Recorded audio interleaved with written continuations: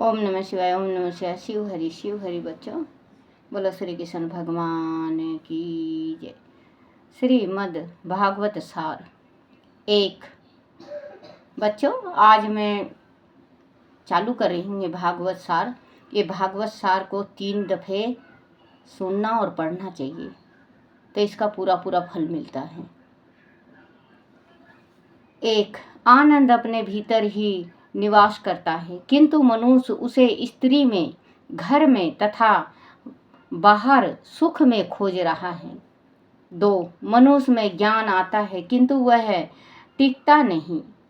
3, भगवान के दीप स्वरूप का साक्षात दर्शन करने के लिए ही मनुष्य का जन्म हुआ है। 4, मंदिर में भगवान का दर्शन करके बाहर आने के बाद सब प्राणियों में भगवान के दर्शन करो।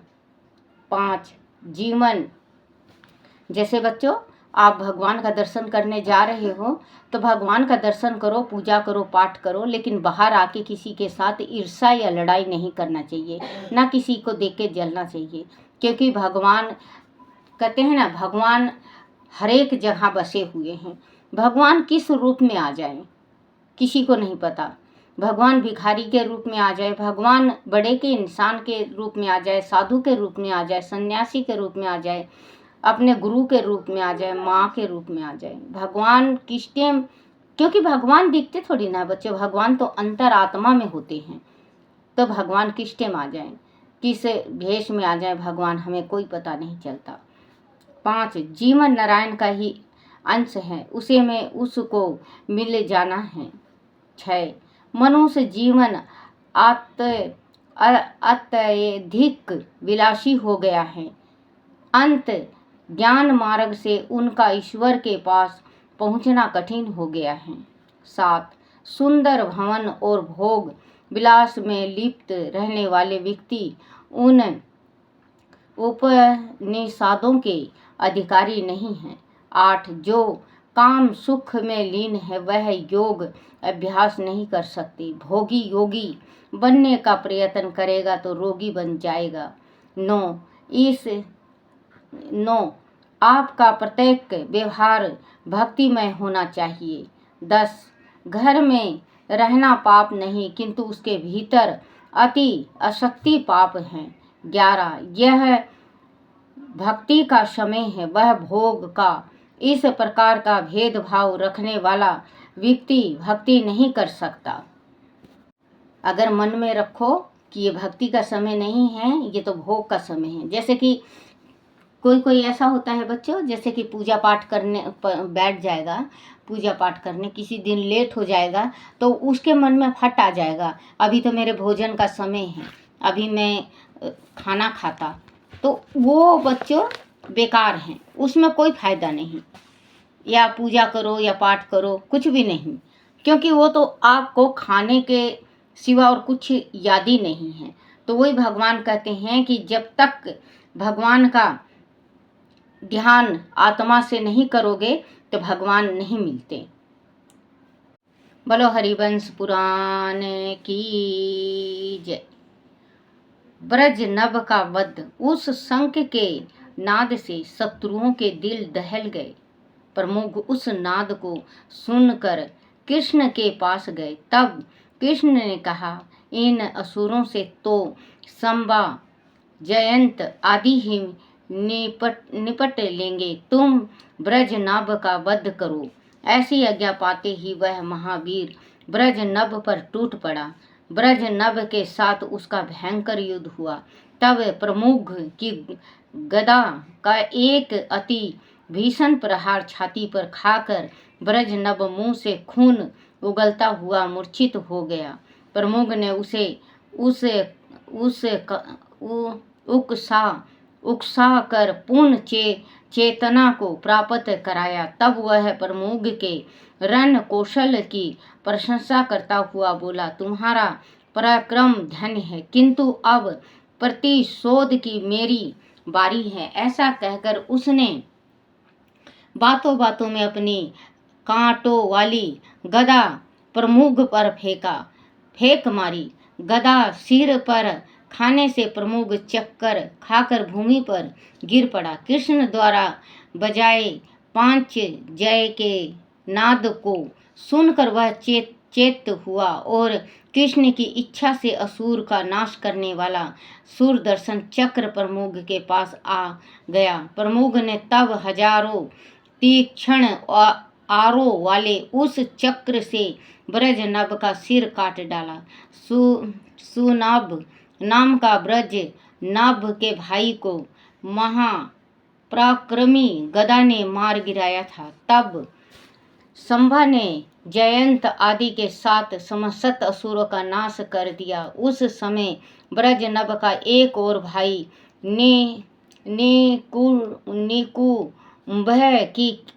निकुंभ ही केवल प्राण बचाकर भागने में सफल हो सका। उसने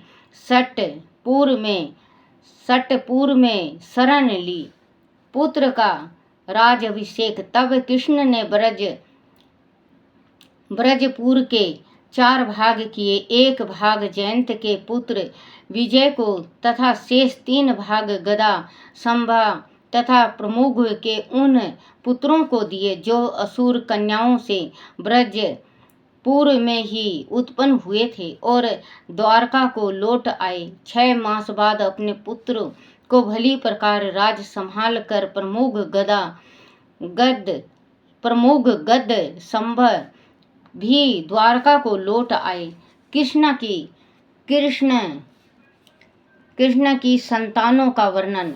राजा जन में जय बोले, प्रभु कृष्ण जी को 16,108 रानियां से उत्पन्न संतानों के विषय में भी मुझे बताइए। विशेष रूप उनकी 8 पटरानियों की संतानों के विषय में मुझसे कहें। कृष्ण का वंश। तब वैशम ने कहा, हे राजन, कृष्ण का वंश तो अत्यंत विस्तृत है। उनकी संतानों की गणना करना भी कठिन है। फिर भी प्रमुख 1,80,000 पुत्र कहे गए हैं और बहुत सी पुत्रियां भी हुई। सबके विषय में कहना तो असंभव है। अंत में प्रमुख रानियों से उत्पन्न हुए कृष्ण की संतानों को तुमसे कहता हूँ। रुक्मणी के जेठ तथा सर्वश्रेष्ठ पुत्र शंबरासुर को मारने वाले प्रमुख हुए। उनके अलावा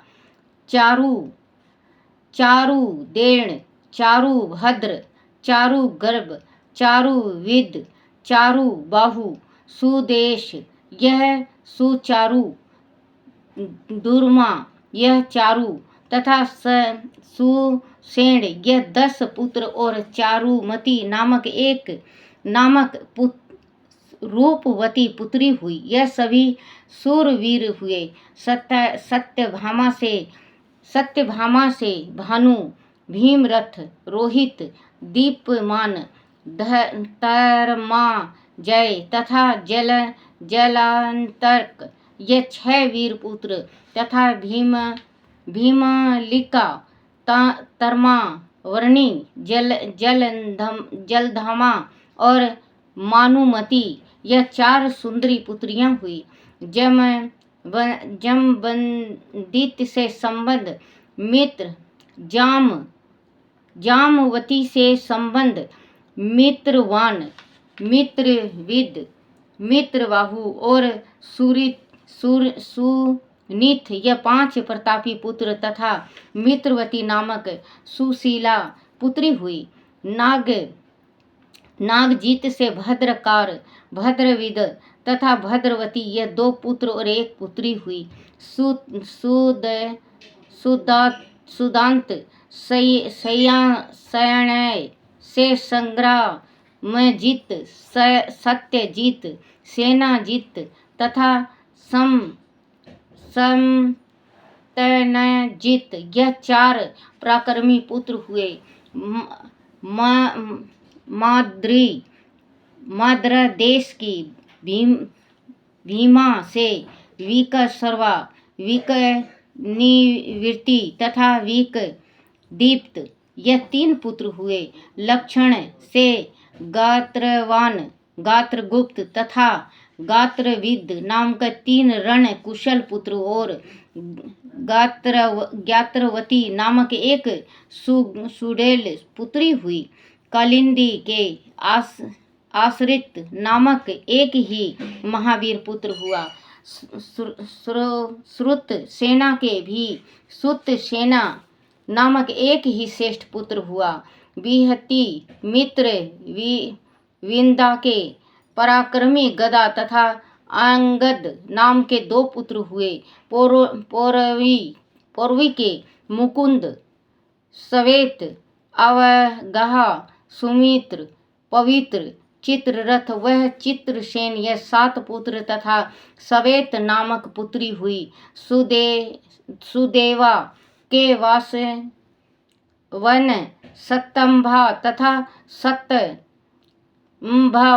यह 2 पुत्र तथा चित्रवती नामक पुत्री हुई।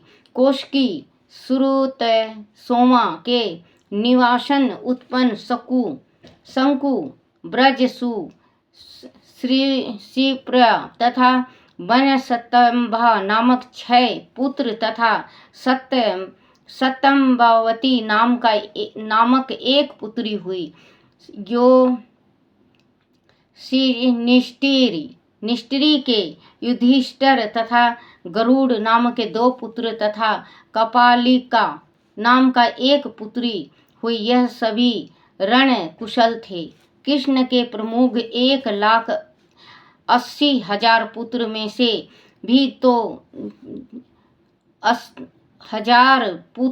से भी तो अति प्रमुख विशिष्ट रानियों से पुत्र हुए। वह तुमसे कह दिया। इनमें भी प्रमुख संभा चारु देण तथा गद संग्रामजीत और श्रुतसेन विशेष प्रसिद्ध वह गुणवान हुए। उन 6 में भी प्रमुख सर्वाधिक पराक्रमी तथा कृष्ण के उत्तराधिकारी हुए और उन्हीं से कृष्ण का वंश विशेष रूप से पहचाना गया। बलराम जी के निष्ठ और उल मुख 2 ही महावीर और तेजस्वी पुत्र हुए। पौंड्रुक जो राजा हुए और कपिल जो ऋषि हुए भी वासुदेव की पत्नियों क्रमशः सुतानु तथा सुतारा से उत्पन्न होने के कारण कृष्ण के भाई हुए। उसी प्रकार जिस तरह सत्याकी कृष्ण के भाई थे सत्यायक कृष्ण के भाई थे।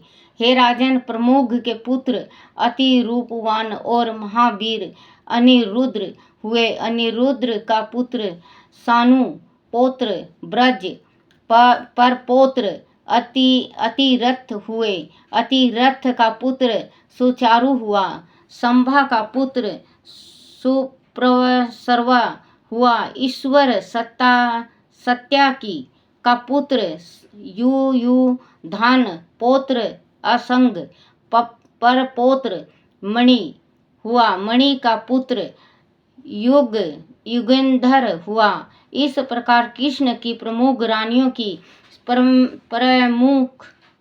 प्रमुख रानियों की संतानों को तथा प्रमुख संतानों की भी संतानियों को मैंने तुमसे सापेक्ष में कहा। अनंत कृष्ण के अगणित पुत्रों तथा उनके भी पुत्रों से यह विश्व भरा पड़ा है। तुम्हारी इच्छा अनुसार कृष्ण का वंश तुमसे कह दिया। अब और जो चाहते हो सो कहो।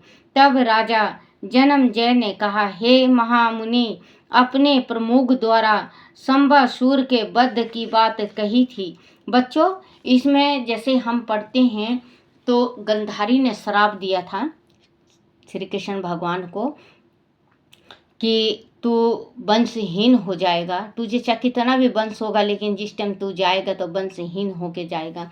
पढ़े हुए भी हैं हम और सुने हुए भी हैं। और इसमें बताया गया है कि जो कृष्ण के वंशज थे वो अभी तक जीवित हैं।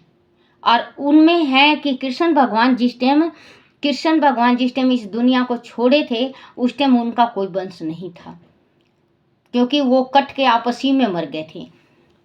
पूरा जैसे मतलब जहाँ पे ये ग्वाल हुए थे, कृष्ण भगवान ग्वाल बाल के उसमें अहीर अहीर कहते हैं, अहीर गोती के थे, उनका पूरा विध्वंस हो गया था।